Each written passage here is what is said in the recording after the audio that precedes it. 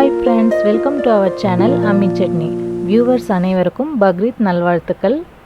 இன்றைக்கி நம்ம அம்மி சட்னி சேனலோட 100வது வீடியோ பார்க்க போகிறோம். அந்த 100வது ஸ்பெஷல் ரெசிபி நம்ம எல்லாருக்கும் பிடிச்ச லட்டு தான். இந்த வீடியோவில் லட்டை எப்படி ஈஸியாக செய்கிறதுன்னு ஸ்டெப் பை ஸ்டெப்பாக பார்க்கலாம். வீடியோ பார்த்ததுக்கப்புறம் நீங்கள் சொல்லுவீங்க லட்டு செய்கிறது இவ்வளோ ஈஸியானு. அதுக்கு முன்னாடி அம்மி சட்னி சேனலை சப்ஸ்கிரைப் பண்ணிவிடுங்க.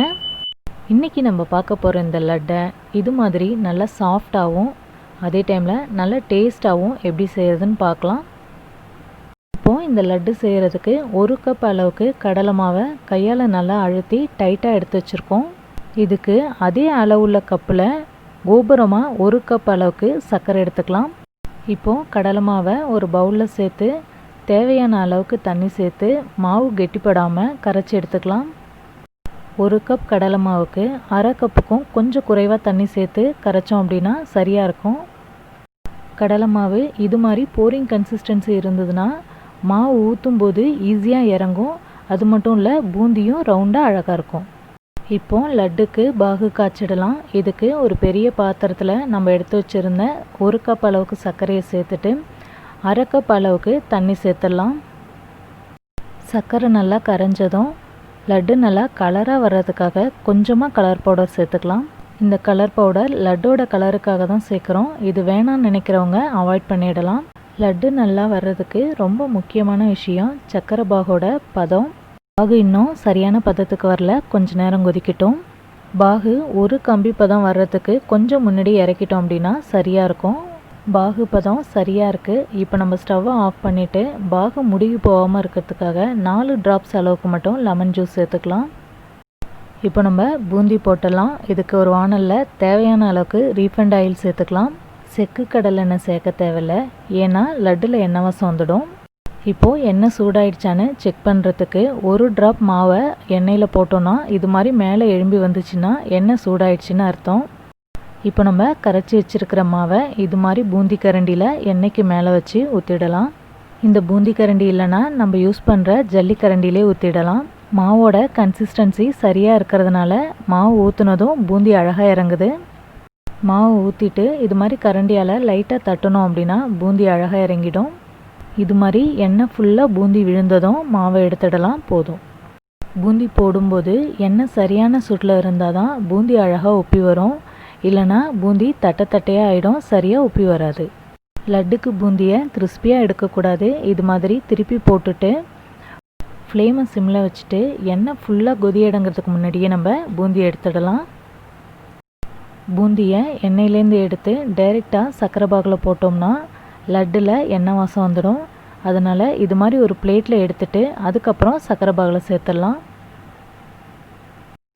இப்போது இந்த பூந்தியை சர்க்கரை பாகில் சேர்த்து நல்லா மிக்ஸ் பண்ணிவிட்டு அமுத்தி வச்சிடலாம். பூந்தி கிறிஸ்பியாக இருந்ததுன்னா பாகில் ஊறாது. இப்போ நம்ம பூந்தி எந்த பதத்தில் இருக்கணுன்றதை பார்க்கலாம். ஃப்ளேமை மீடியமில் வச்சுட்டு எண்ணெய் சூடானதுக்கப்புறமா 2வது இடு பூந்தி போடலாம். அப்போ தான் பூந்தி நல்லா உப்பி வரும். இப்போ நம்ம லட்டுக்கு பூந்தியை எந்த பதத்தில் எடுக்கணும்னு பார்க்கலாம். பூந்தியை இது மாதிரி கையால் எடுத்து நசுக்கும் போது அது நசுங்கணும், உடையக்கூடாது. அப்போ தான் பூந்தி சரியான பதத்தில் இருக்குன்னு அர்த்தம். முதல்ல நம்ம போட்ட பூந்தி ஊறியிருக்கோம். அதை இது மாதிரி பாத்திரத்தில் ஓரமாக ஒதுக்கி வச்சுட்டு இப்போ நம்ம எடுத்த பூந்தியை போட்டு நல்லா மிக்ஸ் பண்ணிடலாம். இது மாதிரியே நம்ம அடுத்தடுத்து பூந்தி போடும்போது முதல்ல போட்ட பூந்தி ஊறினதும் அதை ஓரமாக ஒதுக்கி வச்சுட்டு அதுக்கப்புறமா நம்ம பூந்தி போட்டு மிக்ஸ் பண்ணணும். அப்போ தான் பூந்தி நல்லா ஊறும். நம்ம 1 கப் அளவுக்கு கடலை மாவு எடுத்திருந்தோம். அதுக்கு 3 ஈடு அளவுக்கு பூந்தி வந்திருந்தது. 3வது ஈடு பூந்தியும் இது மாதிரி நல்லா ஊறினதுக்கப்புறமா ஒதுக்கி வச்சுருந்த எல்லா பூந்தியும் ஒன்றா சேர்த்து நல்லா மிக்ஸ் பண்ணிடலாம். நம்ம அளவு சரியாக எடுத்தோம் அப்படின்னா பாகு மீதி இல்லாமல் இது மாதிரி சரியாக இருக்கும். இப்போது பூந்தியை நல்லா நசுக்கிட்டு லட்டு பிடிச்சிடலாம். அதுக்கு முன்னாடி லட்டில் சேர்க்கறதுக்காக திராட்சையும் முந்திரி பருப்பும் எடுத்து வச்சுருக்கோம். கூடவே வாசனைக்காக 5 ஏலக்காய் வச்சுருக்கோம். இதையும் நம்ம நல்லா பவுடர் பண்ணி எடுத்துக்கலாம். வானலில் 2 ஸ்பூன் அளவுக்கு நெய் சேர்த்து நெய் சூடானதும் எடுத்து வச்சுருந்த திராட்சையை போட்டு வறுத்து எடுத்துக்கலாம். இப்போது இதே நெய்லேயே எடுத்து வச்சுருந்த முந்திரி பருப்பையும் சேர்த்து நல்லா கோல்டன் கலர் வர வரைக்கும் வறுத்து எடுத்துக்கலாம். இப்போ நம்ம பூந்தியை நல்லா நசுக்கிக்கலாம். பூந்தியை இது மாதிரி நல்லா நசுக்கிட்டு அதுக்கப்புறமா லட்டு பிடிச்சோம் அப்படின்னா லட்டு நல்லா சாஃப்டாக நல்லாயிருக்கும். பூந்தி ஒன்றுக்கு பாதியாக நல்லா நசுங்கிடுச்சு. இப்போ இதில் நம்ம பவுடர் பண்ணி வச்சுருந்த ஏலக்காயை சேர்த்துட்டு லட்டுக்கு தேவையான அளவுக்கு 1 ஸ்பூன் அளவுக்கு தாராளமாக நெய் சேர்த்துக்கலாம். அப்போ தான் லட்டு நல்லா வாசமாக டேஸ்ட்டாக நல்லாயிருக்கும். நம்ம வறுத்து வச்சுருந்த முந்திரி பருப்பையும் திராட்சையும் சேர்த்து நல்லா மிக்ஸ் பண்ணிக்கலாம். லட்டு நல்லா வரதுக்கு 2 முக்கியமான விஷயம். ஒன்று பூந்தியோட பதம் சரியாக எடுக்கணும். இன்னொன்று சர்க்கரை பாகு ரொம்ப கம்பி பதம் போகக்கூடாது. கொஞ்சம் முன்னாடியே எடுத்தோம் அப்படின்னா தான் லட்டு சர்க்கரை புக்காமல் நல்லா வரும். லட்டு பிடிக்கும் போது இந்த அளவுக்கு கொஞ்சம் லூஸாக சாஃப்டாக இருக்கணும். அப்போ தான் அடுத்த நாள் நம்ம பார்க்கும்போது நெய்யெல்லாம் அது உறிஞ்சிட்டு சரியாக இருக்கும். இது மாதிரியே நம்ம எடுத்து வச்சுருக்கிற எல்லா பூந்தியும் லட்டாக பிடிச்சிடலாம்.